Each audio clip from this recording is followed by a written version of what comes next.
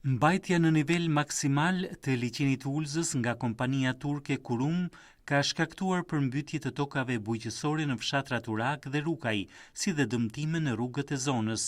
Banorët e këtyre zonave akuzojnë kompaninë për rritjen e nivelit të ujit pas hapjes së portave të digës, një veprim që sipas tyre ka destabilizuar ekosistemin lokal dhe jetën e përditshme të komuniteteve.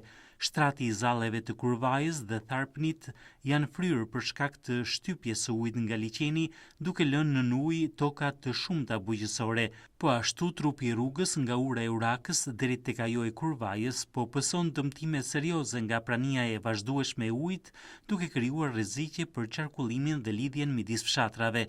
Niveli i lartë i ujit ka shkaktuar ankimime edhe nga banorët e fshatit rreth e bazë, të cilët raportojnë rritjen e ujit në zonat e banuara.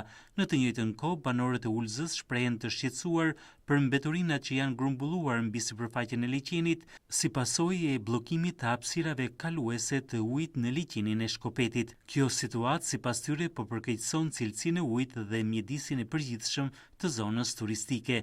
Deri më tani as kompania Kurum as institucionet përgjegjëse nuk kanë reaguar publikisht ndaj kësaj situate. Banorët kërkojnë zbatimin e mjehershëm të masave për uljen e nivelit të ujit në liçenin e Ulzës, riparimin e rrugëve të dëmtuara dhe zgjidhjen e problemit të mbeturinave në liçen.